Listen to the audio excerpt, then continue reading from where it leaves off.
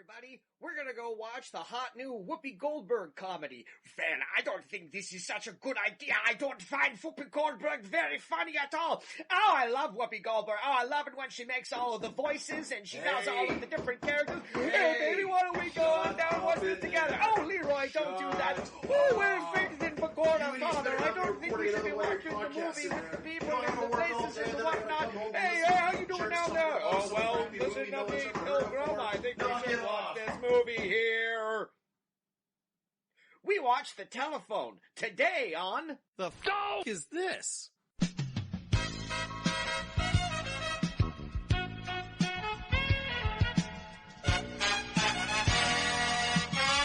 Hello, however you wish to self-identify, and welcome back to The F*** is This, where we dive through DVD bins, sort through streaming apps to find the weird, the bizarre, and the unloved. I'm your host, Kaz Lesgard, and join me always is my co-host, Jameson Rafter. Hey again, everyone. I promised I would have something funny to say this intro, but I don't. I never do. I had a full work day.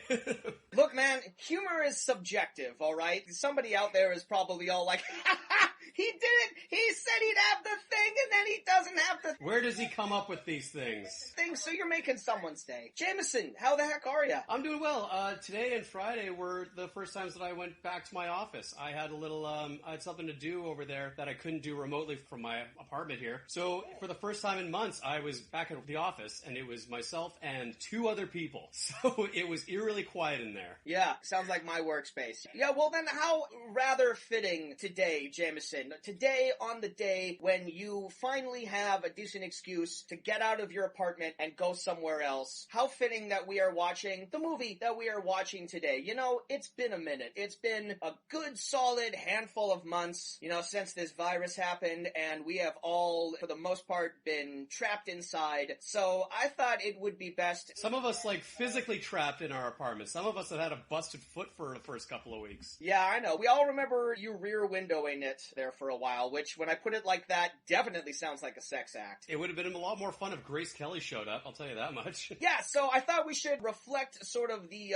public consciousness of being trapped inside, not being able to go anywhere, by watching a movie that all takes place at one location. Watching a movie that all takes place inside someone's apartment. And to help us, should I introduce the movie or should I introduce the guest? I think I'll introduce the guest. To help, probably the guest. He's sitting here politely, waiting for his intro. We're getting to the 3-minute mark, which is awkward for any guest. So yes, to help us watch this movie today, let us introduce, he's so many things. He's an actor, he's an improviser, he's an animator, and he's a YouTuber, both under his own name and as the head of the comedy video game page Bitbutton. It's David Borja, everybody. Welcome. Hello. Hello, welcome.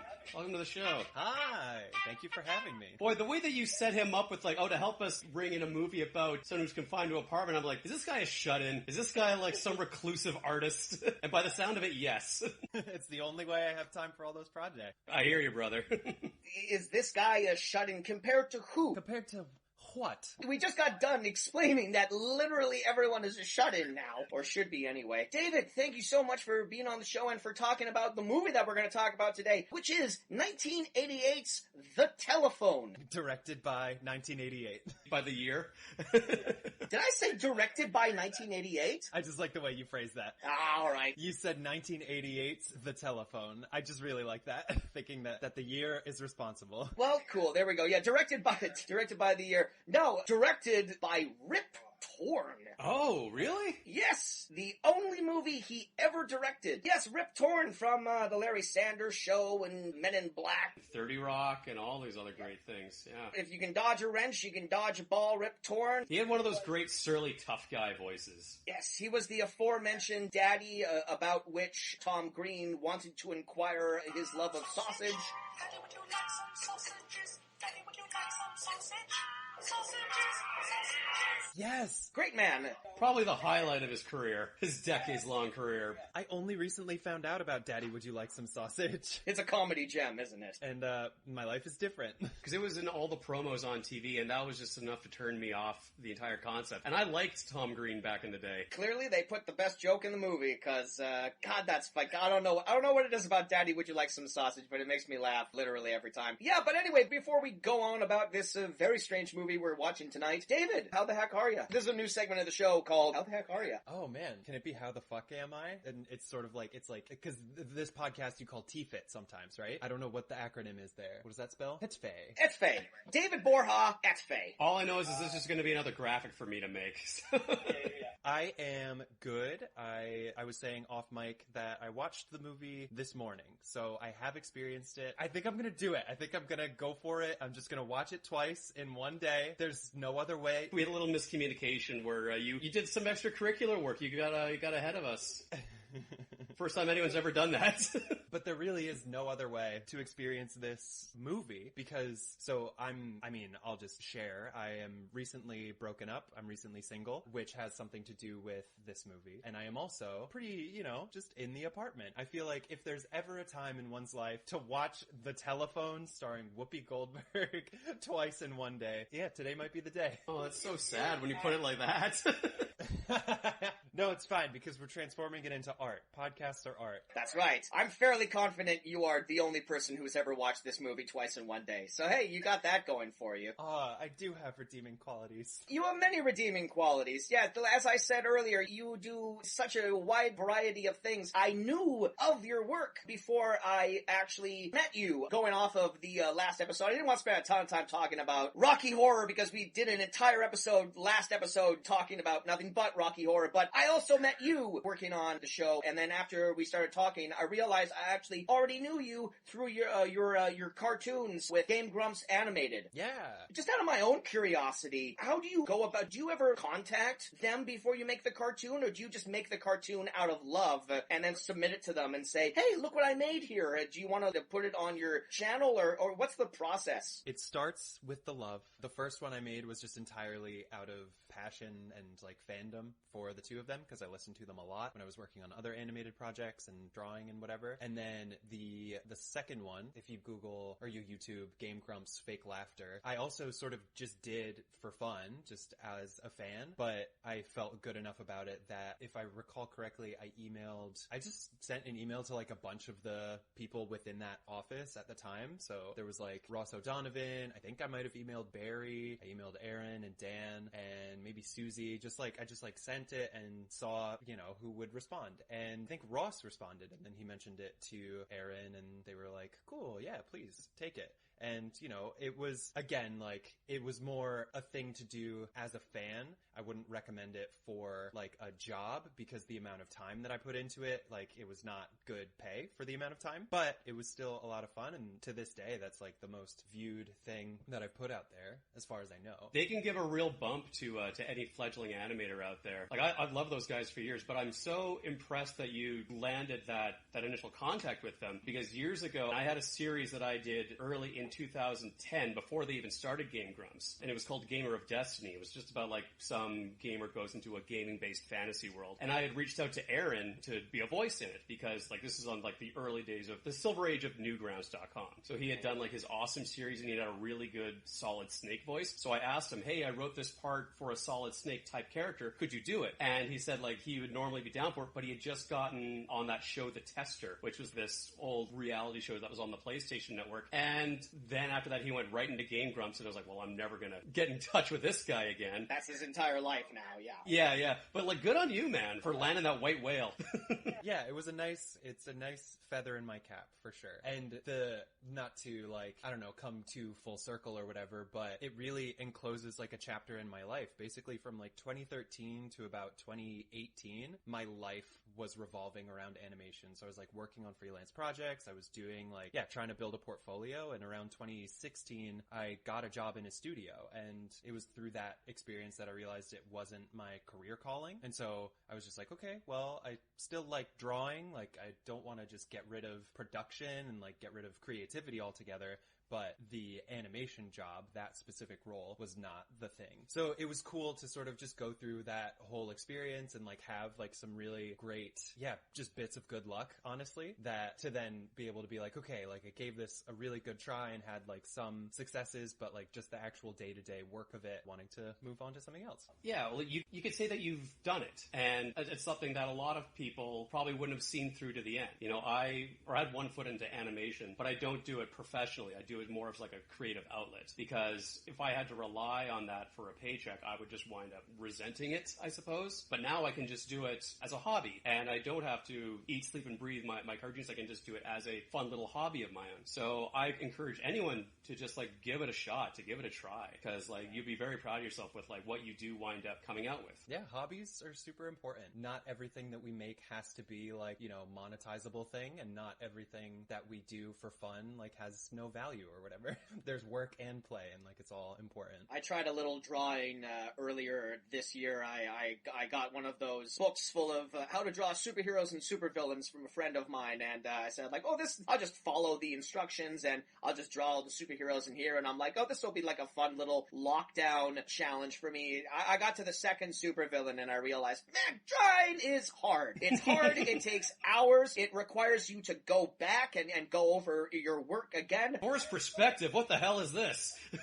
I have so much respect and admiration for both of you in the sense that you can actually sit down and commit to doing this. But David, going back to the whole Game Grumps thing, you have sort of come around on your own with this new Bitbutton channel of yours. You're now also producing gameplay footage kind of with a comedic bent to it as well, and you do really interesting video essays. You did a very funny one on all of the gay imagery in the Paper Mario games. That was really great. How's the experience of doing Bitbutton been for you? It's been very fun. It's definitely been a roller coaster because it's really solidified my respect for how much talent the Game Grumps have for doing the show that they did, because their episodes for, I think to this day, are almost all unedited. And so there's two major challenges with that. The first challenge is that you just have to constantly be interesting and you have to really be on. Like you have to sort of watch your words and try not to, you know, say something you don't mean and that sort of stuff.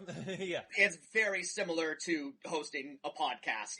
When I sit down and I edit these together, the majority of the time it takes me so long to edit these is because most of the time I'm just banging my hands against my head saying, God, I sound like a fucking asshole! Yeah. Which is why it takes 2 weeks for us to put out new episodes, yeah. We should move on to this movie, which has nothing to do with video games. Yeah, I could talk all day about cartoons and Game Grumps and what have you, but let's get to the fucking telephone. Yeah, please. So the telephone, really interesting backstory on this one here. Rip Torn, Beyond the Camera, he had never directed a movie before this, only directed plays. Most of them were off Broadway. He directed one big Broadway show. The screenwriters of this movie, The Telephone, really interesting screenwriters as well. So this movie has two screenwriters. One of them is Terry Southern, who is a acclaimed author and screenwriter of films that you probably have seen, like Doctor Strangelove, The Cincinnati Kid, and Easy Rider. Oh, crazy. High-profile, Oscar-nominated screenwriter there. Of course, Easy Rider, there is a famous Hollywood story about how Rip Torn was supposed to play the role in Easy Rider that they eventually cast Jack Nicholson in. Easy Rider was sort of the role that catapulted Jack Nicholson into Hollywood stardom. But yeah, originally it was supposed to be played by Rip Torn. He lost that role after he got into a fight with director Dennis Hopper. Apparently, knives were involved in this fight. Whoa. That's amazing. To the point where years later, Dennis Hopper went on Jay Leno and he told the story about firing Rip Torn, and he said that Rip Torn pulled a knife on him. But then after that Jay Leno episode came out, Torn sued Dennis Hopper for defamation, saying, no, Dennis Hopper was the one that pulled the knife on me. So that went to court and Rip Torn won that lawsuit. I was going to say that spilled over into the parking lot of the courthouse where they just like settled it in another knife duel. I mean, let's be perfectly honest here. If you had like those two guys side to side and like pick the one that pulled a knife on somebody, you're going with Dennis Hopper every single time. That guy was an absolute maniac. Yeah, but the other screenwriter, famed singer-songwriter Harry Nilsson. Oh, really? Oh, shit, the guy who did, Everybody's talking about me. Can't hear the word they're saying. Yep, everybody's talking out. He also did One, as in One is the loneliest number. Yeah. That's him? Okay, good. At least I know one Nilsson. He's a screenwriter? I thought he was just a dope songwriter. This is the only screenplay he's ever written. A lot of first-timers, I see. He also wrote The Point. Either you remember that? That was that children's fable album. They turned it into a trippy animated movie that was narrated by Ringo Starr. I certainly have never heard or seen this. No, you know, that's not a thing from anyone else's childhood. It's like a society where... The Point. I can see David's looking that up. Like a society, everyone has square heads, and then one little kid is born with like a triangle head, and he's shunned. Isn't this Gumby? And he has to go on like a journey of self-discovery. I guess I'm the only one that remembers that. All right, cool. So yeah, Harry Nilsson and Terry Southern, they were lifelong friends. They formed a production studio called Hawkeye Films so they could make movies out of all of like their wild ideas, man. I'm getting the feeling, based on both of these guys' background, that a lot of the creation of the telephone might have been chemically induced. Who knows? That's hearsay on my part. It's just a feeling. I believe it. Yeah, but they made this film production studio so they can make movies based on their ideas. They only managed to make the telephone, though, before the studio closed. Yeah, so originally they came up with this idea about an out-of-work actor that slowly loses their mind over the course of one evening for various strenuous circumstances. The film was originally written with Robin Williams in mind, but apparently Robin Williams' manager did not want him to make the film. Which I want to talk about that later, is how much of Whoopi's lines do you think are improvised? And I think that's like a major counterpoint to like why they were imagining Robin Williams for this role specifically. Definitely. When you watch this movie, Jameson, keep that information in your mind, because there is a parallel universe version of this movie where Robin Williams signed on to do this, and it's interesting to sort of play that movie in your mind when you're watching the Whoopi version. What could have been, yeah. This evil timeline that we're in here. I think it's funny that these two screenwriters wrote a movie with one central character, and their ideal casting was to have someone famously known for improvising. What a lazy fucking hack job these two guys wanted to start their careers with. To bring him on and be like, okay, so we have like ideas, but you're gonna do most of the work. Yeah. Get to it, Mork. Oof. So when they hired Whoopi, the producers of the movie told her to improvise most of her lines, which immediately led her into big arguments with Rip Torn, who wanted her to do the script as it was written. So there was a script. They did, in fact, write an entire screenplay full of dialogue. I think when they just started to shoot the movie, they just said, hey, Whoopi, just make some stuff up here. We're going to talk a little bit more about Whoopi Goldberg, I think, in the second half of this, but it's important to remember that when Whoopi Goldberg started, Whoopi Goldberg also got her start on the stage. She got her start in the stage doing a one-woman show that was a series of monologues, and it was a series of characters that she did that was based on people that she knew and people in her neighborhood. So that's where she came from. So it's not completely off the table to imagine Whoopi Goldberg doing something like, I'm sure Whoopi Goldberg is a brilliant improviser. It's just, it wasn't really what she was known for quite as much as Robin Williams. She was more known for like character work, I imagine. The only movie of hers I've ever seen is Theodore Rex, and I can't really say that speaking to any of her talents.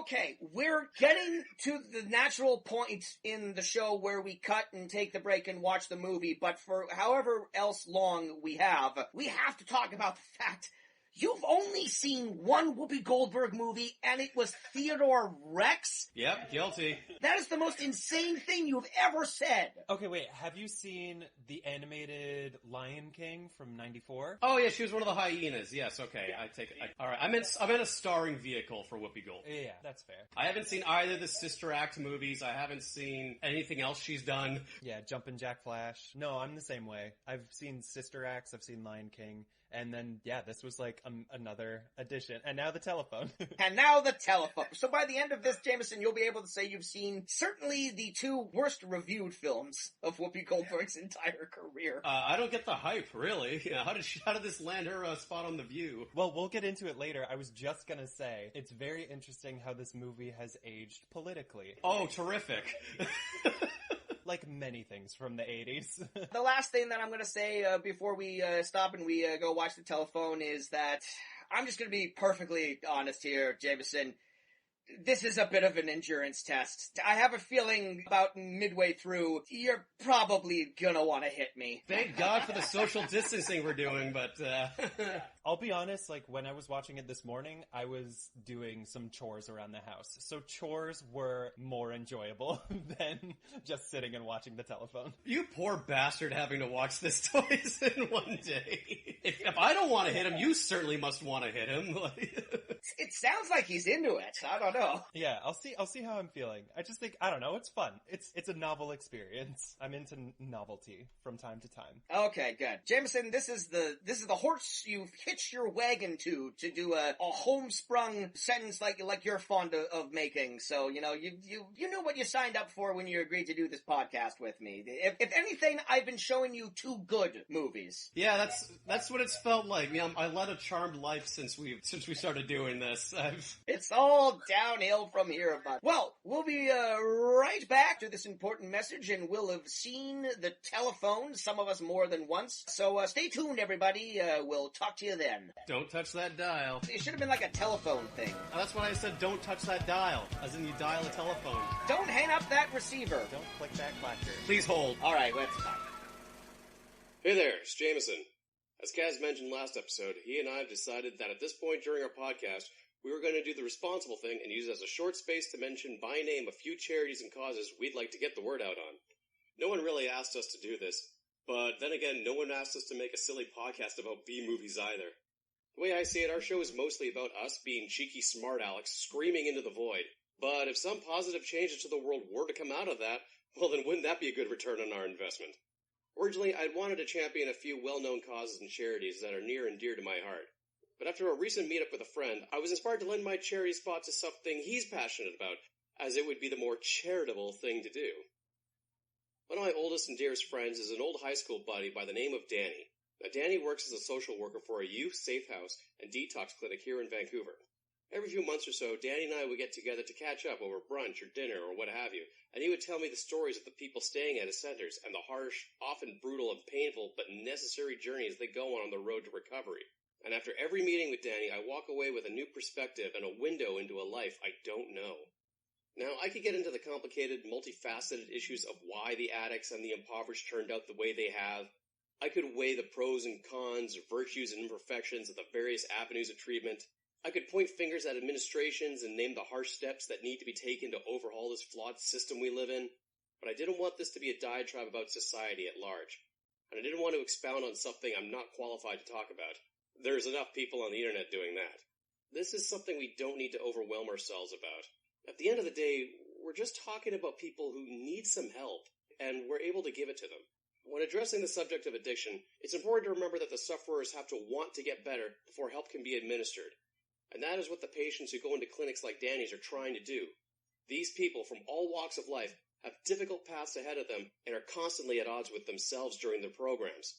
But they soldier on for the chance to gain confidence and control back of their lives. And then, just like you and me, COVID-19 happened to them.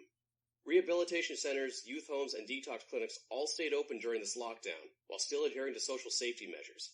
And while we here in British Columbia have weathered the storm relatively well, and our frontline workers and medical professionals deserve all the credit and praise that is due for them, support centers, which have always had a tenuous grasp on public support, have been straining these past few months. Moreover, the patients in these facilities, already battling internal demons and skewed thinking, overwhelmed with new protocols, frustrated with limited staff and resources. These are people who want help, can't get help, and are choosing for themselves that there is no alternative, literally walking away from their treatments. So where am I going with this? Surely there must be some new groundswell organization riding in on a white horse to give these facilities a fighting chance in these trying times. Well, there's not. The best way we can help these wonderful, dedicated organizations, staffed with genuinely compassionate and effective people like my friend Danny, is to donate to the organizations that have been here all along. Please, visit Family Services of Greater Vancouver, or fsgv.ca, and learn of some of the ways you can help. Make a monetary donation like I did, or a food donation. Volunteer at the facility or the community on their behalf. Heck, just give them some of your old socks. Apparently there's always a need for new socks at these facilities. I love my hometown of Vancouver. I was born here. I've spent most of my adult life living in the downtown core. But even the proudest Vancouverites realize the city has a major drug and poverty problem. And every discussion about that invariably turns to who's at fault or how severe the problem is and what should and should not be done about it. But it always felt to me like that was just moving the goalpost, never addressing what can be done now to, at the very least, help. And that's what these poor souls are looking for. Help. Sure, it's a Band-Aid solution, but right now a lot of people need a lot of Band-Aids. COVID-19 has affected us all in a variety of different ways.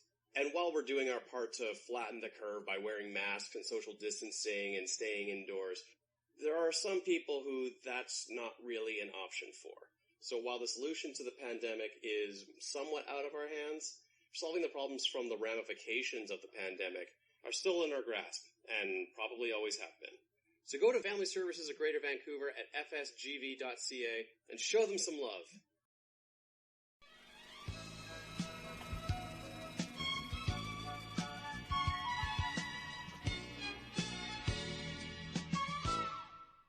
We're back.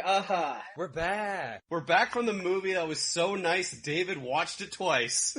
Oh, yeah. Oh, my stomach hurts from laughing.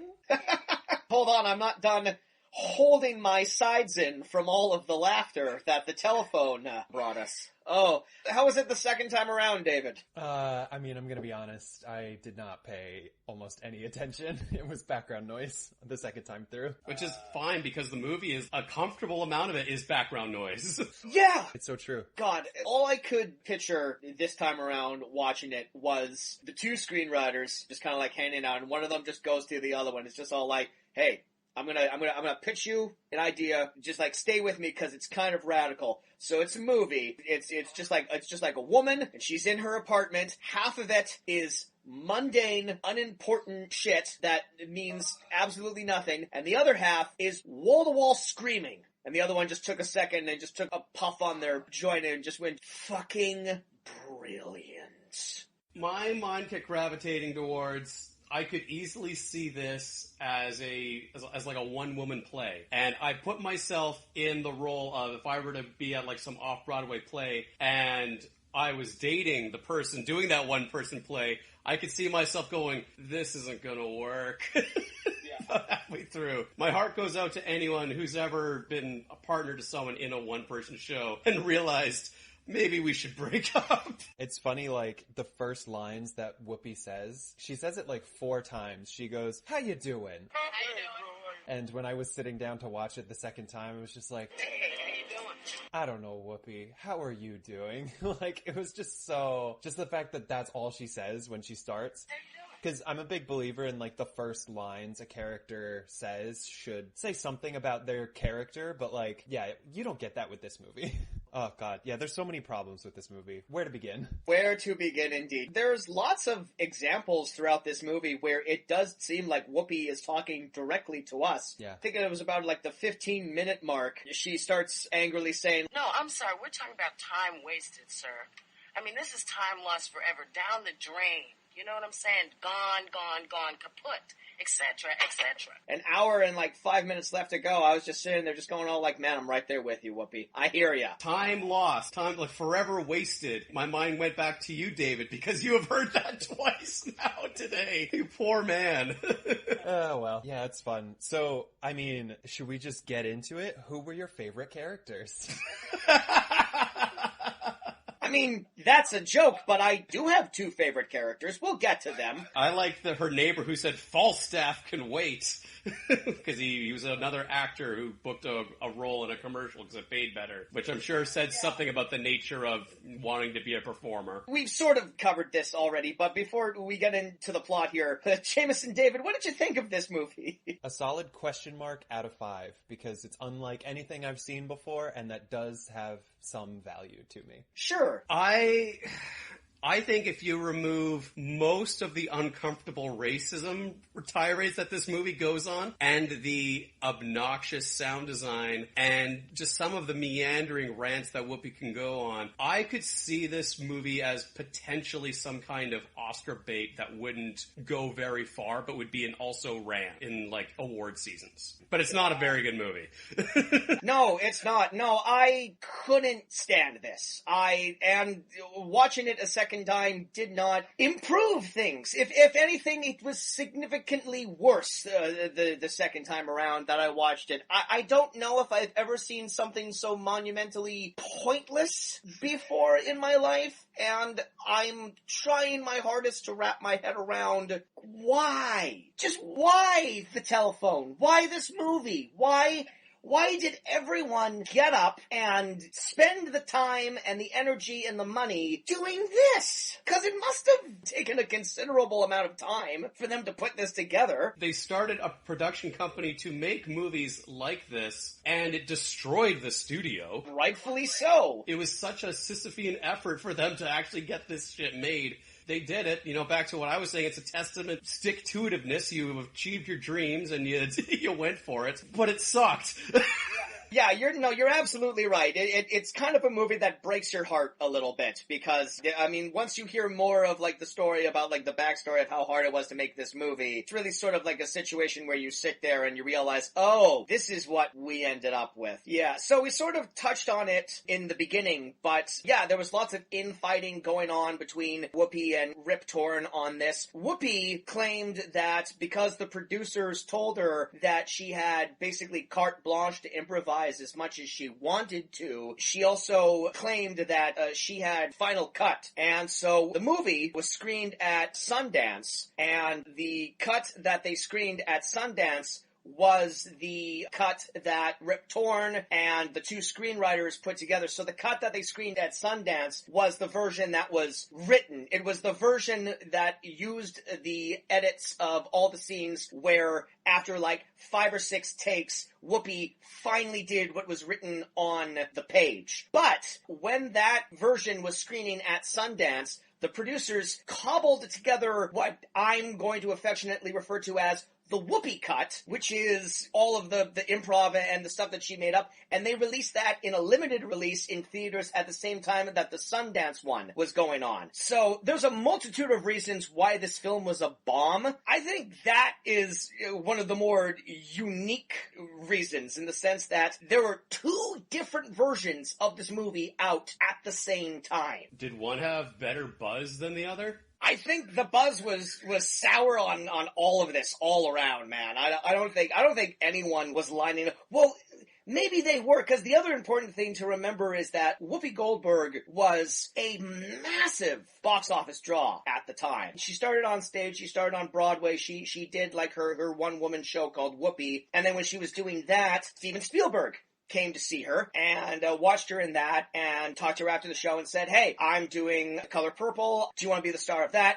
She did, blew up, she got her Oscar nomination, but then after she sort of conquered Broadway and then got like this huge movie role with like all these accolades and got a Best Actress nomination, Hollywood really didn't know what to do with Whoopi Goldberg after that, and you can sort of sum that up to, she didn't really fit into any of the stereotypical boxes. You can certainly sum that up to the racism within Hollywood and the fact that she had to deal with people telling her that she wasn't a leading lady, or she didn't have like the face for a romantic comedy. But there's 2 different bookmarks to Whoopi Goldberg's early career. There's The Color Purple, and then there's 5 years after The Color Purple, where she was in Ghost. And Ghost was her second Oscar nomination. That's where she won, right? In between that, she had a big string of films that I don't think any of them were successful. And it was sort of like this weird dead zone for Whoopi. David, you mentioned earlier Jumping Jack Flash, which was a comedy that she did. She's like a bank teller or something. Then she did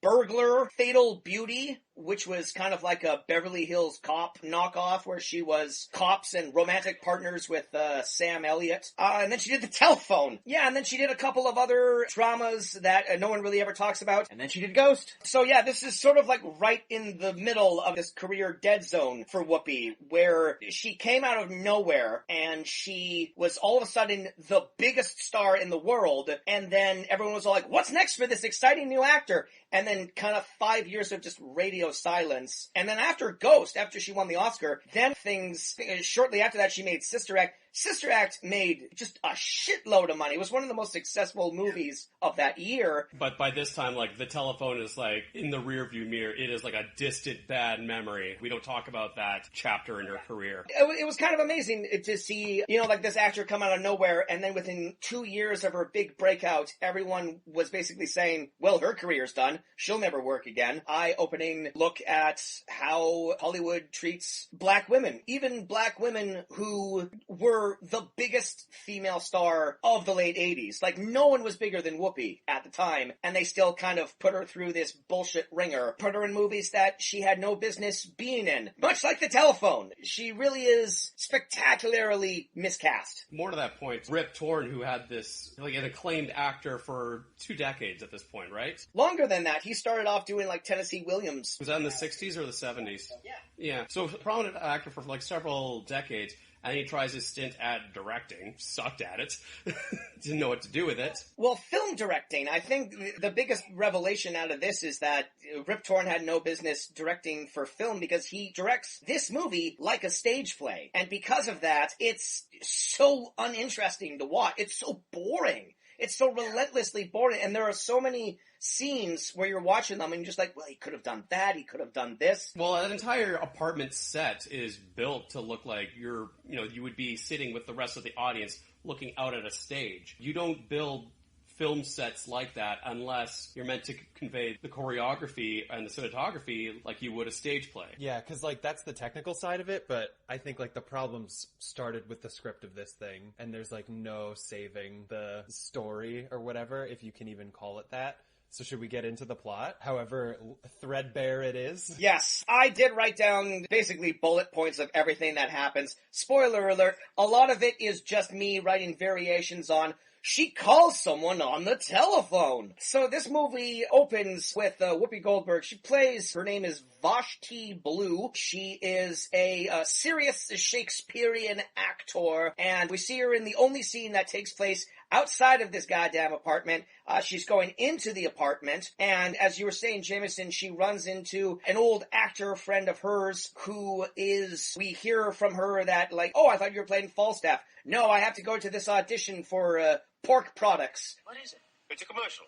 It's for Schaffner's Fine Franks and Fancy Ham. That's extremely relatable. It's the same reason why there are so many people who don't know Orson Welles as the guy who made Citizen Kane, and more as just the guy who just went, the French champagne. Well, that's only the second time we've mentioned Orson Welles on this podcast, and the first time was so we could riff on that Paul Masson champagne commercial. One of the major things that ruins the script right from the get-go for me is that there's no reason she can't leave her apartment. There's no reason she has to stay on the phone and, like, she can't get her own groceries. It just happens. There's no stakes to it. There's no, like, her door is jammed. There's no tension that's keeping her there. She's just, like, a shut-in, or, like, she's socially awkward or something. Well, she does say a couple of times that she's expecting some important phone calls. Right. It was sort of we'll get to that, but it was sort of like a big blast from the past time machine type situation, watching this to remind yourself, because we've all gotten so used to just being in contact with everybody all the time. It's true. There was a time when you had to stay at home because you were expecting a phone call. I will buy that. Okay, that's fair. Except for what we find out pretty darn quickly. From a writing perspective, what would make this more interesting is, like, majority of this movie is taking place with her having these conversations over the telephone, but they're all one-sided from us watching her perspective. What would make it a little bit more interesting is if people actually called to her. It's like she relays phone messages from people, but if we just hear another end on that telephone, giving some exposition, not allowing us to, like, fill in the blanks ourselves, it could at least have made for, like, a little bit more, it would make it more interesting because it could reveal something to us, the audience, rather than just having her repeat stuff that, like, her as a character would already know. But this movie would be, I'm surprised no one has done this yet, or maybe they have, but there is ample room to do, like, parody dubbings of this movie, where, like, Whoopi says a line, and then you just substitute it with, like, have you ever seen the parody of Her, where it's Joaquin Phoenix talking to the device, and then on the other end it's Dr. Steve Brule?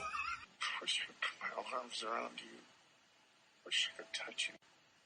What the heck are you going to do if you're on a picnic and having ice cream and then the ants crawl on the ice cream? What are they going to do? You're going to eat the ants because it's made out of protein for your health. I'm surprised no one's done that yet with this movie. Oh, that's awesome. I love her. That's one of my favorite movies. There's also a movie that I don't know if it owes anything to The Telephone, but I'm pretty sure, I don't know if it's a short or if it's just a more experimental movie that is kind of like this, but it takes place on a computer screen, and the whole story of the movie is these interactions that I think maybe a teenager is having just on their computer. There's a couple of movies like that. There's a horror movie that I think is called Unfriended that all takes place on a computer screen, and it's people calling in. There was also that movie Searching that John Cho did that I didn't see, but that all takes place, I think, over phone cameras and computer cameras. So that is, and also, there was a movie that came out, I think, last month that these guys did. I think they did either a movie over Zoom or Discord, and they managed to find one movie theater that was open, and they actually got their movie theater screened. So these two guys who made a film over Zoom for $500 had the #1 movie in the world, because it was the only movie that was playing in the entire world. That's awesome. Your earlier point, what you were saying, Jameson, about the fact that she's always on the phone, but it's always like a one-sided conversation. We never see the person on the other end of the phone. We never even hear like a muffled like or anything like that on the other end of the phone. Should we just talk about the twist at the end of this movie? Sure. Yeah. Why the fuck not? All right. When did you guys figure out the twist? Honestly, there's no way to verify this, but you'll just have to trust me. I'm pretty sure within the first 15 minutes of my first watch through, I was like, I don't hear anybody on the other line. Oh, there's probably not anybody on the other line. And my only hint was the genre on Tubi also said horror. And I was like, horror sometimes has twists like these. Yeah, I think it was like midway through like her second rambling phone call. Okay, no other characters are interacting with her. No other characters are coming into the building. We mentioned that this is like all movie that takes place in one setting. Fuck, the twist is gonna be that she's mentally unstable and... Pretty much. Well, the movie really doesn't do a very good job of, like, hiding this at all. Yeah, I think it was the exact same place you figured it out, David, like, by the second phone call. It's because she's not really waiting for a response. Okay, so to break this down simply, Whoopi Goldberg is an out-of-work actress. It's just one evening in her house, and she makes a series of phone calls. Sometimes it's to, like, friends of hers to ask them a question. Other times it's just prank calls to just fuck with people. And the twist at the end is that her phone has been off this entire time, and she's clearly mentally unstable. Yeah, there's something going on with this lady. It sounds like she needs someone. She needs some human interaction. And hey, how relevant to the fucking times, right? There's big hints that the break would have happened sometime. Like, most of the calls that she's having with her friend Jennifer revolve around a message that she got from, or she's expecting from either an ex-boyfriend of hers or like a call from her agent or some agency for a job. It's hinting that like it was the break that broke her. Yeah, I think it might be her ex-husband, because she mentions like a wedding ring at one point. But also, how can we take anything this woman says seriously, because it's gradually revealed at the end that she's sort of just making things up as she goes along. Yeah, but it's not revealed at the end that she's making things up. She makes shit up throughout the entire fucking movie. It's like an hour and 25 minutes of Whoopi Goldberg just doing stuff. Like, so much of this movie is just her just walking around just going do do do do do do do do, and then she like waits for a minute and she like picks down and she like scratches her ass and she's like do. It's just like, that's honestly like 10 solid minutes of this movie are just that. Like, not in a row, but like if you cut all the do scenes together, it would be at least a quarter of the running time.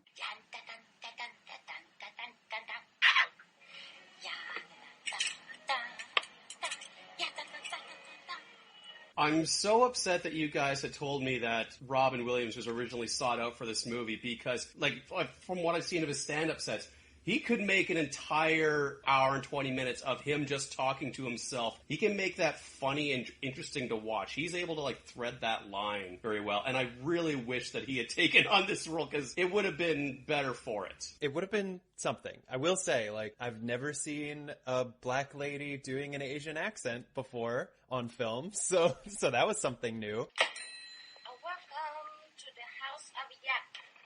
Lang, lang, lang. This is the house where we all make Japanese friendships. Lang, lang, lang. I am the person who's gonna make you food tonight. This is very interesting to see all of you here. What bring you to House of Yap? Lang, lang, lang.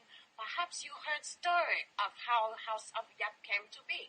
Lang, lang, lang. And going to what you were saying, Kaz, about like, there's just like, it's just random shit happening. I think, like I said in our group chat while the movie was on, I think there is a version of this that's maybe like 15 or 20 minutes long that does sort of work. It has to be cinematic. I think there is an interesting way that you can shoot, like, remember how great those scenes were of Gollum in The Lord of the Rings, where he's speaking with Smeagol, and it's cutting back and forth, looking like a conversation between two different characters? I completely agree with you, yeah. But, yeah, it's the same guy. I wrote almost exactly the same thing. Yeah, like, okay, so there's one scene in particular. So, Whoopi has this apartment, and she kind of shares an apartment with... She doesn't share the apartment with another woman, but there's another woman who lives right next to her. They don't share a wall. There isn't like a conjoining door, right? It's a very odd apartment. Yeah, it's like a giant door. It's like a subdivision. Subdivision. Thank you. That's a word that I don't use in my day-to-day words. That's a Rush song,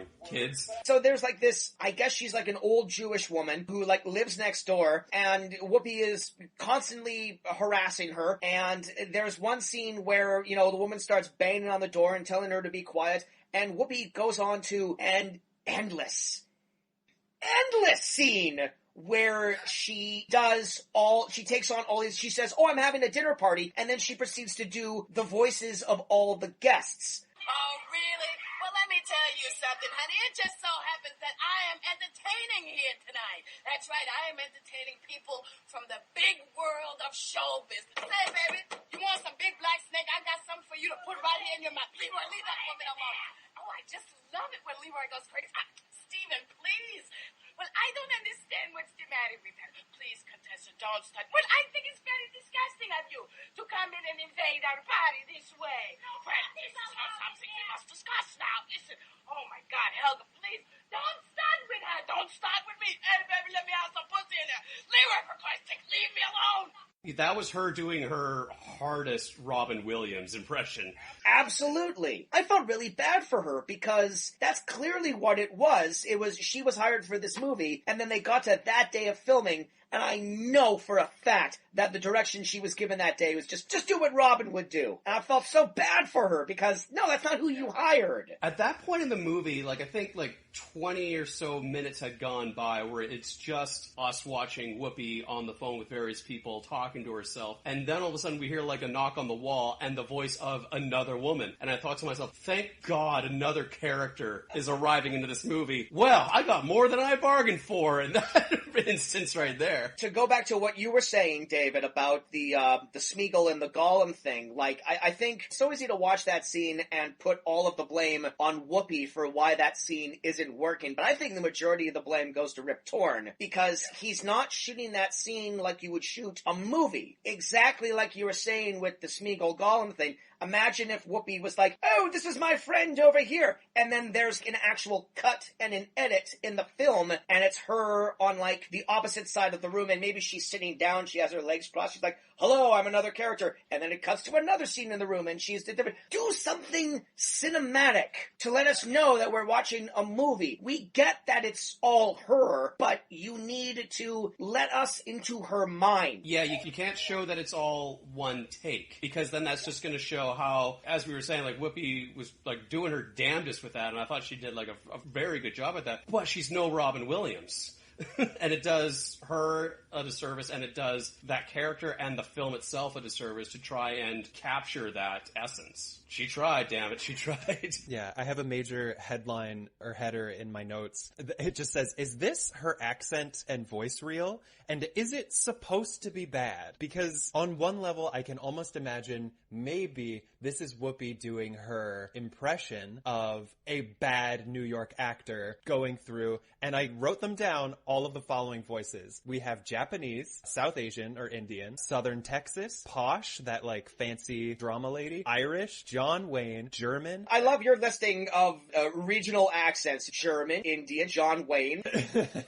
All the classics, yeah. The region of John Wayne, just like the director 1988. The John Wayne impression that everybody can do. You know, the hard one. Did you think that you were going to be able to refer to my mother that way and not piss me off? I know, boy, if I didn't know better, I'd think you were looking for a chicken lick. Alright, so what else happens? Yeah, so she's in her apartment, she's making phone calls, she has pets. She has a pet goldfish named Moby Dick that she tries to take a bath with and almost loses down the drain.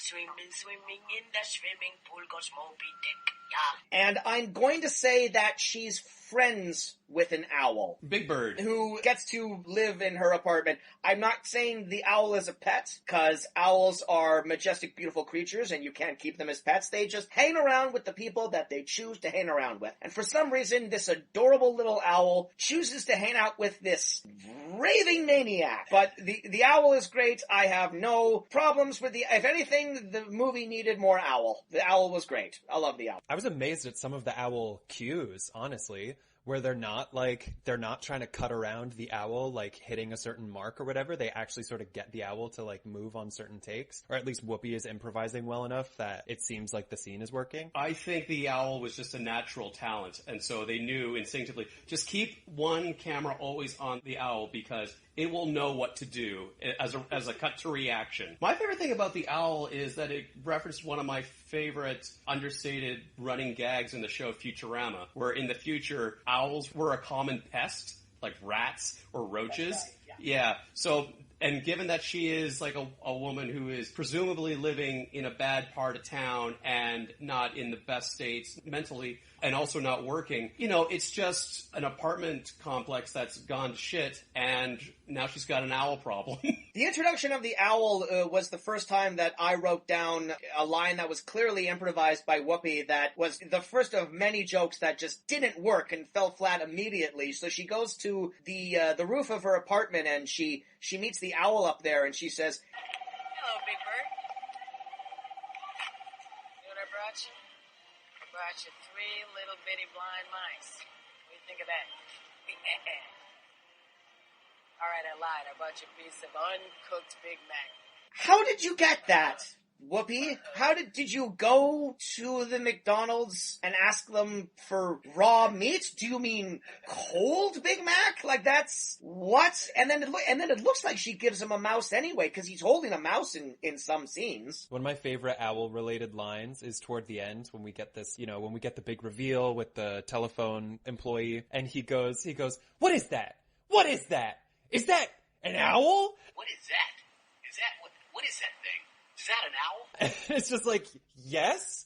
Are we confused about what owls look like? This, like, famous, iconic animal? I got lots of things to say about that actor. That's as good a segue as any to bring up the point that there are, in fact, other actors in this movie that do show up. Speaking what you were saying earlier, Jameson, about when the lady next door started knocking and you felt like, oh, thank God, like another character. I think it's like right at like the midway point. So Whoopi is watching a video cassette taped performance of her previous work that I can only assume is the actual Whoopi Goldberg off-Broadway show that she did before she was famous. Otherwise, I don't know how they would have gotten that footage. It looks very authentic. Yes. So she's watching this tape, and then there's a knock on the door, and much like you, Jameson, my first thought was, oh, thank God, someone else.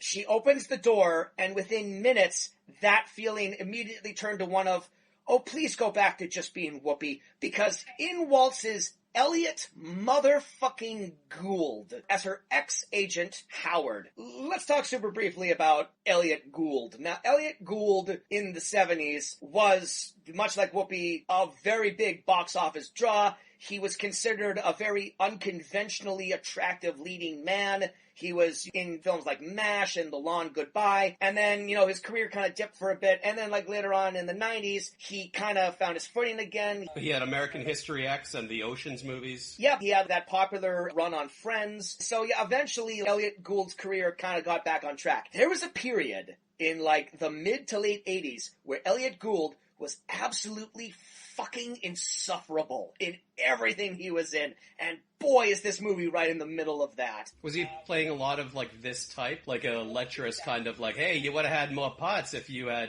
hooked up with your old agent, pal, yeah. Almost exactly this type. So he plays her sleazy ex-agent who's in the building? So he explains what he's doing there, but it's very confusing. So he says that he's in the building, he's with another client, he's with this beautiful blonde bombshell ingenue actress named Honey Box, who's played by Rip Torn's wife, who also is the voice of the next door lady. Yep, I saw that in the credits. And I love her. She's great. But yeah, so he's here with this attractive blonde. It's kind of all you dumped me as an agent, but look who I'm representing now. And he said my office isn't ready yet. I've come by to pick up some mail. So I guess No, he wants to use her phone. He wants to use her phone, but he also said he was in the building. They dropped by because he wanted to pick up some mail. So I guess he was forwarding his personal mail to the address of a client he doesn't even have anymore? Sure. So weird. Big shrug. I mean, again, this is another good reminder that before everyone had a cell phone, going over to a person's house because you had to make a phone call was in fact a thing that everyone did. It was just a very normal thing. Here's the thing that, maybe I'm looking a little too much into this, but that scene has a very prominent moment where Honeybox watches Whoopi's stand-up, her tape show, and she's in hysterics. She loves it. She thinks it's hilarious, whereas Elliot Gould says, what are you talking about? This is Drek. I wouldn't have you put you in something like this. This is the thing, though. Did either of you notice this, too? So they sort of harass Whoopi into putting on this tape, and they sit down, she's all all right, fine, I'll play you this tape, and they start watching it. Did you notice that both of them react way too fucking quickly? Puts it on, and then it plays for 3 seconds, and it cuts back to them, and 3 seconds into pressing play, the woman is just laughing hysterically, and Elliot Gould immediately is just oh, what's this now? Oh, this is balderdash. That's so funny.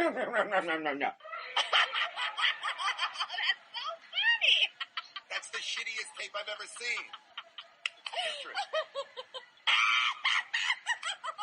What the hell are you laughing at? She was funny. Can't you see the audience loves You her? think that is funny? That is tasteless. Yeah, so as far as I could tell, I couldn't hear a blessed word she was saying on that tape. You only hear, murmurs and just, random stuff. So yeah, the fact that they reacted at all, yeah, it just felt like a fever dream. Just a figment of her imagination that these people just happen into her apartment. Oh, good call. Maybe they weren't there at all. Well, here's what I'm thinking, and maybe this is me looking too much into this. Honeybox loved the stand-up. A woman loved the stand-up. The man didn't. Is this a statement on the nature of comedy as viewed by the different sexes? How many times in the 80s would the phrase women aren't funny would have been heard? And, women would say oh, I like Whoopi's comedy. She speaks to me as a female. And the men would get I don't get it. I mean, that happens to this day. Women can't be funny. They say a lot worse things than that. Maybe I wish this movie was saying something like that, and not just whatever the fuck it was saying. Yeah, I think that is wishful thinking. I think they that must be an undercurrent somewhere in the script, but it doesn't, maybe that's what it looks like the point it is trying to make, but it actually doesn't make the point very well because the content of the stand-up that she's doing is unintelligible, and it's also really muddied by the fact that we're meant to believe by the end of the movie that Whoopi's character is crazy. So does it subtly imply that a woman has to be crazy to think that other women think she's funny? No, I hope not. You can't really make the point either way. Mm-hmm. Or it's the jokes weren't for you. They're for the people who are going to get them. Now that's saying women are crazy. Fuck, I retract my statement. Forget what I said.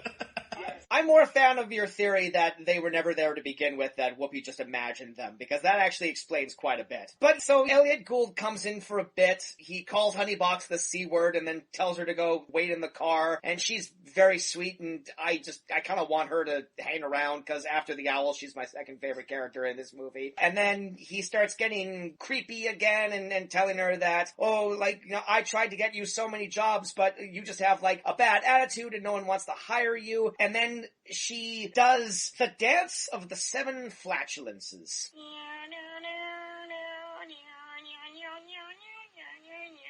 The first flatulence is dedicated to dickhead producers. And the second to asshole agents. You getting my drift, Rodney? This is so fucking stupid. She just farts on Elliot Gould until he leaves. But yet again, Elliot Gould is just down on the couch with this look on his face of just like, oh, what's this now? Oh, I'm going... What flatulence? What could that be? And then she starts farting on him. He's just like, like I expected his monocle to pop out. Who is this character? They just like in the middle of this, just this absurd man bursts into her apartment, insults her, steals her last cigarette, and then departs from the movie, and we never see him again. Yeah, and doesn't know what flatulence means. What other vital plot elements happen in this fucking thing? Oh, God.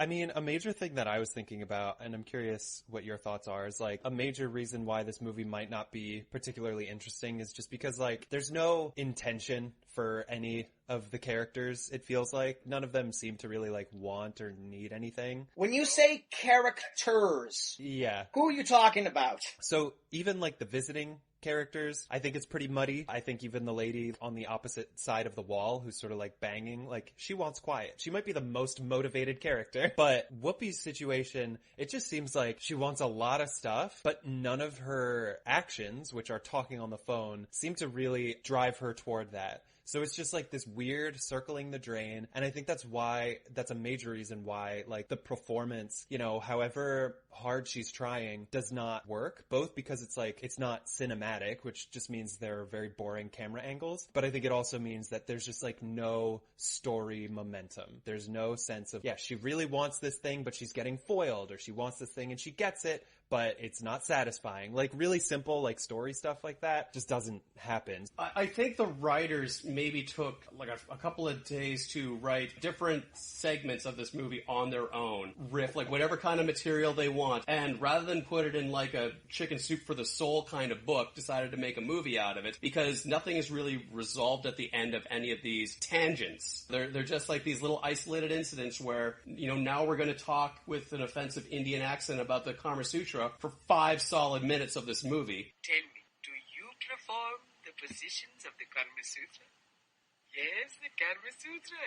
This is our sacred book of love and lovemaking. Or we're going to call my friend and ask her if she can identify a voice on a voicemail. And I think I got some material out of that. I'm not trying to say anything for it, but we can stretch this movie for another 5 minutes with that. This would be the weirdest chapter in Chicken Soup for the Soul ever. Like this would be like right in the middle of it, and you just be like feeling good about yourself and like, oh, the little boy had a puppy, and then you just get to the telephone and you're like, gotta put that book down for a while. You're right, David. What does she want? She wants that job.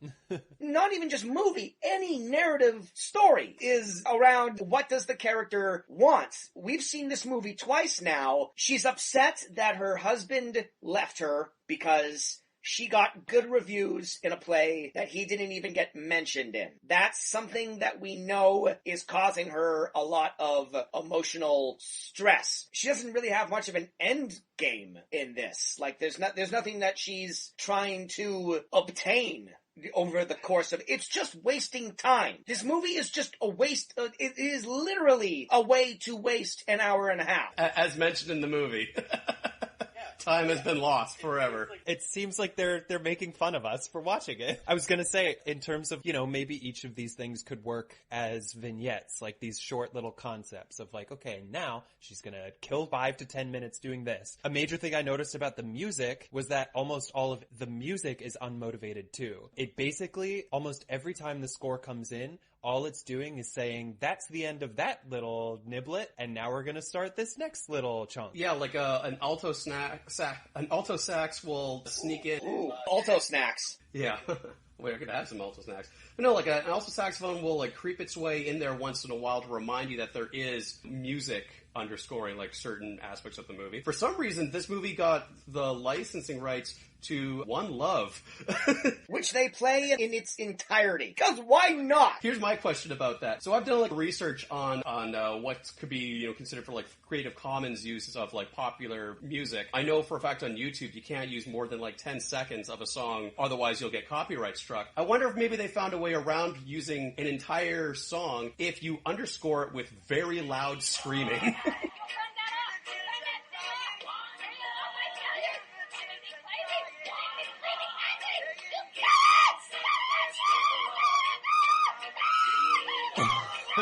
I don't think so. Yeah, I don't know. I don't know what the connection could have been that they... Because Bob Marley was huge. Was he? When did he die? Oh, that's a good question. Hey Google, when did Bob Marley die? Bob Marley died on May 11th, 1981. 1981. Okay. No thank you, Google. There was a split second there. I'm all like, someone in Jameson's apartment? Like, good look. Always. So here's an interesting little bit of trivia that I don't know if it explains this movie at all, but apparently during the filming of this movie, Whoopi was going through a huge cocaine addiction. No. Oh god. Yeah, which is really weird, because I didn't know that until after I watched the movie the first time. There's one thing that I know about cocaine, it gives you a tremendous amount of energy, which you would think for a movie with a Robin Williams-esque character at the center, that's what you would want. But if Whoopi was addicted to cocaine during the filming of this movie, they must have only been filming her when she was coming down, because she gives a very low energy performance. I know what you mean. There are moments where it sounds like, you know how sometimes little kids, when they're like recording something or they're just like goofing around, they do like fake screaming where they're like, you listen to me! Ah! Like, yeah. I can't even do it. It feels so weird. Where they're like, I don't know what you're talking about! Like that, like, you're not actually screaming. Yeah, you're not raising your voice, but you're doing like the stadium cheer, like, Yeah. There are quite a few scenes where it sounds like that's what Whoopi's doing. Like, she's not actually going for it. And I don't know if that's just a quality of her voice. She has, like, a huskier voice. Yeah, I don't know. It was strange. I agree that it is a weirdly low-energy performance, even though, like she's committed, but yeah. Well, to her credit, she's also, like, in this entire movie. So I imagine she was parched. Because this does look, for the most part, like a lot of this movie are these very long, extended takes. So this poor woman is probably exhausted. All right, so this isn't a question that we often ask on this show, but I came across this on Wikipedia and I thought this was kind of absolutely unbelievable. So what would both of you wager to guess this film's budget was? Oh, shit. I think I only remember how much it made. I can't remember the budget. Oh, that's my next question, so don't say that. Couple grand, maybe? For like 1988? $1,200? David, you got a guess? My guess for how much it costs, I'm gonna say $400,000. Okay, $2.2 million. What? That went all towards cocaine and the rights to One Love. Oh. Where did it go? It all takes place inside the same fucking apartment. Where the hell did that money go? Wow, maybe it was to rent that apartment. Too big for a working actor. I think I just went to drugs for everybody on, drugs for the owl. Liability insurance for Rip Torn. Okay, so yeah, now you want to guess how much money it made at the box office? Yeah, you guess.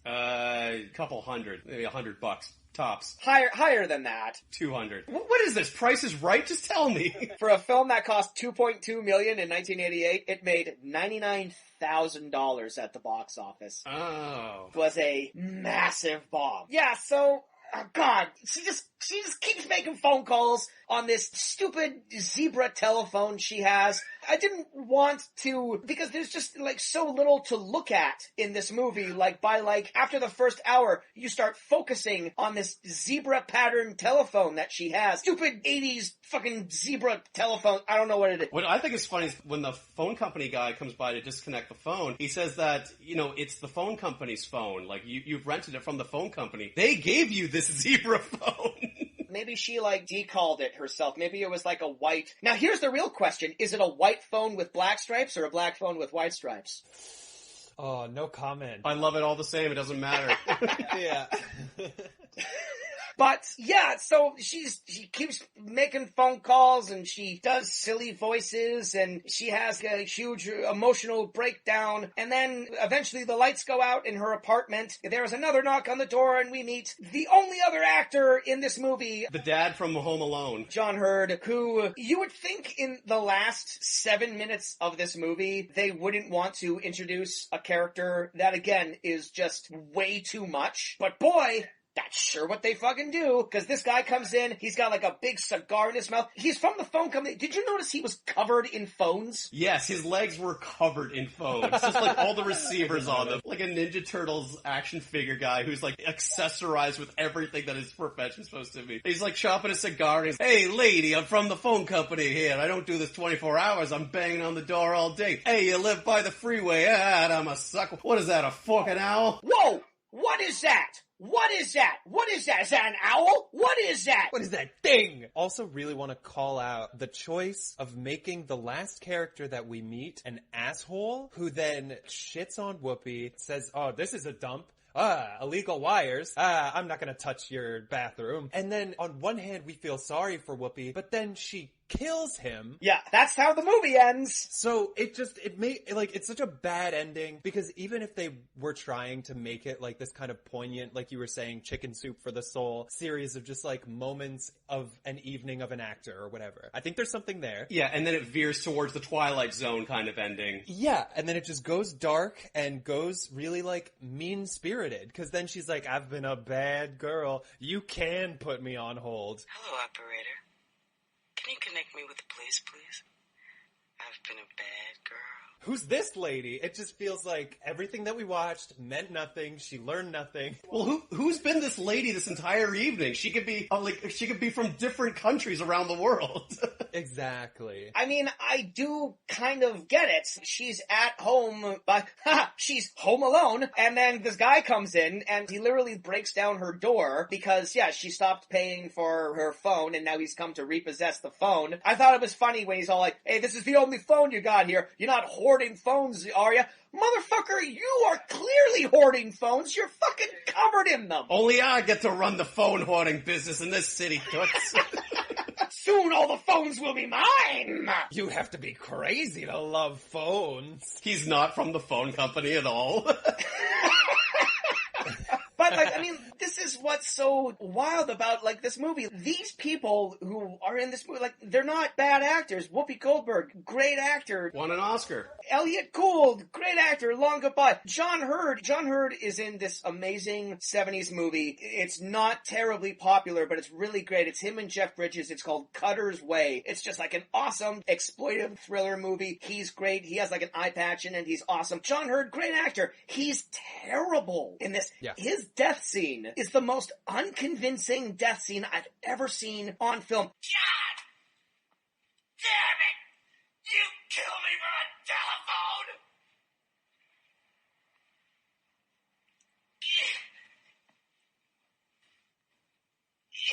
You stabbed me! What did you stab me for? I can't believe you stabbed me! And then literally he lies down and goes, and then proceeds to breathe heavily for another 2 seconds. I would want to see a stage production of this movie. You would? And like I can see someone like Andy Samberg playing the phone guy who just comes in, completely changes the tone of the movie, does his own thing. Oh boy. And then that's the telephone. Are there any other bits or moments that we didn't mention? You mentioned you had a line you liked, and I bet I know what one it is. I got two lines that I kind of like. One's early on when she's on the phone talking about like the husband who left her. She's talking about what she's gonna do for money. Person on the phone, quote unquote, asked her, like, you know, why don't you just like pawn your wedding ring? Jen is cheap. He gave it to me out of love. So reinforce that it's a cubic zirconia, which I thought that was kind of cute. And the other line was when the lights first go out in her place and she's yelling at her neighbor about it. She goes, It's really not something I'm freaked out about at this point because, you know, it doesn't bother my owl because he does his best work in the dark. Doesn't bother my fish because he doesn't give a shit. It was just a nice little rant that owl does his best work and the fish doesn't give a shit. Yeah, Whoopi has a couple of funny lines sprinkled here and there. I liked when she was, again, talking to her friend on the phone. What are you going to do? What are you going to do? Where's the Scarlett O'Hara? Fuck him, I'll think about it tomorrow. That was good delivery. Yeah, I really like, this one's less funny, I guess, but I liked her line when she's talking about her ex-husband and like they're acting together, and she said something like, How do you make somebody believe that they've got something that they don't think they have? because I've had that exact same thought, and that's kind of a good line. Oh, yeah. I think we all have. I've been in relationships where that was the entire relationship. Me trying to convince someone else that they were not even good, just fine, just okay. So yeah, no, I can absolutely relate to that. Yeah, I feel like that's a story worth telling. More so than the telephone. Unlike the telephone. Yeah, I got nothing else.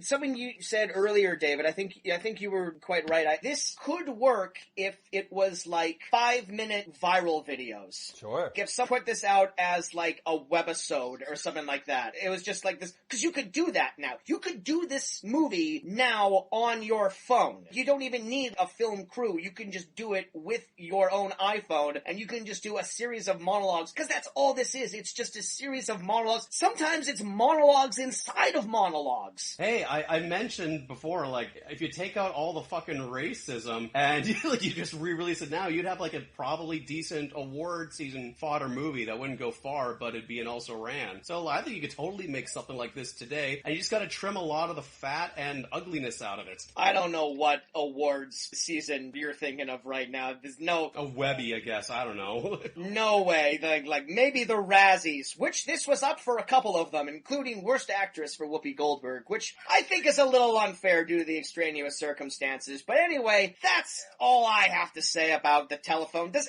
anyone recommend watching this for any reason? No, not whatsoever. No. Kaz, I get to pick the next movie we watch on the show, okay? Fair enough. You can pick the next couple. I don't mind. I do want to also point out, I gave David a choice of 3 movies. So and he picked this one. And you watched this earlier today. You could have not, like, said a damn thing and be like, That's true. oh yeah, let's watch Not the Telephone, maybe. Yeah, that's true. Well, here we are. I think it's a new thing I'm going to do now. I'm going to continue to give the guests a choice of 3, and then if we end up in a telephone situation, we can blame them. So, David Borja, this is all your fault. Thank you for coming on the show. Thank you for being our guest. We loved having you here. Absolutely. Thank you for taking the time to be our guest. I had fun. Thank you for having me. What do you got to plug? You're a busy guy. What do you got to plug? Please look up BitButton on YouTube. I'm putting some of my best and most effortful videos on there that I'm very proud of. I don't really go on social media that much, but I'm at David Borja on Instagram, at BitButton on Twitter. Yeah, if you follow there, you'll probably hear about any future projects that I end up working on. And you want to recommend something good for us? What's something that you've seen recently that you really love that you recommend people check out? Yes, I really liked... Oh boy, it's on the tip of my tongue. Give me 2 seconds. I really like The Wire. Yeah, everyone loves The Wire. I've never seen The Wire. Yeah, same. I had just been putting it off. It still holds up, you know? It's really groundbreaking television that, like, doesn't, just because it was, like, the first in, like, a kind of genre or, like, broke a lot of ground doesn't mean it doesn't hold up anymore. It's not considered stale. Exactly. I'm just gonna be quiet for a second, and then you can cut out this pause while I double check if there was anything good. 1 sec. All staying in. We'll put in the credit song from the, Oh God, we didn't talk about the credits song. Okay. Do we want to? Yeah. What's great about the telephone credit song? This movie ends with this, like, credit. So yeah, Whoopi Goldberg stabs this dude, and then she, like, looks into the camera and is all like, I've been a bad girl. And then this song starts playing that's like,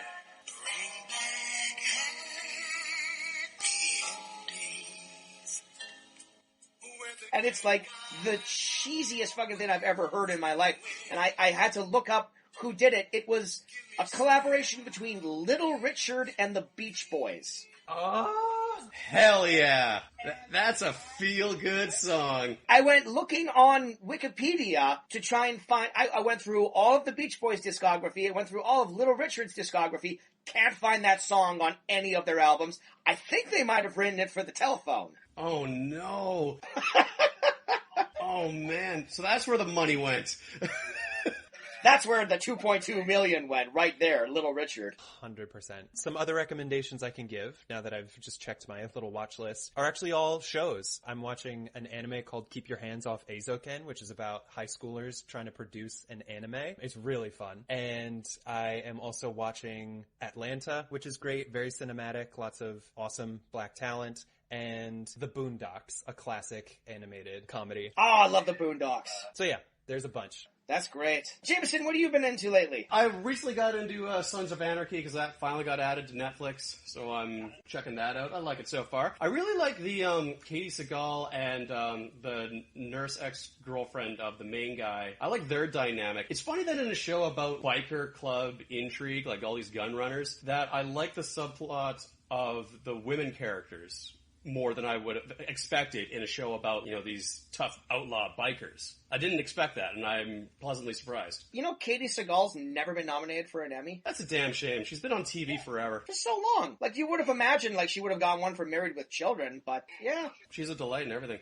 And my friends and I have gotten back into Dungeons and Dragons recently, and I've been sort of like a casual fan at best. So to relearn the ropes, I got into Harmon Quest, which I periodically watched back in a while ago, and I never knew that they put on a third season. So I've been watching season 3 of Harmon Quest, and that's just a fun, well put together show. I don't give a shit about the story in that because like they clearly don't either. Like Dan Harmon kind of does, but the point of the show is just to like, how do they get themselves out of this jam? And it's just like an improviser's dream. And the other thing that I want to plug here is my sister's improv show that she does every week on Tuesday night, Pod Bucket, that she does with her two friends. So those are my recommendations. Great. Yeah, I'll just mention again, like I did last episode, I'm also doing an improv comedy show. So is David. It's called Tales of the Lost Galaxy. It's on Twitch. You can, if you go to Alchemy Theater's Facebook page, you can find the links and all the info that you need on there for that. And I watched 2 really great movies this week that I totally want to recommend. The first is, I think,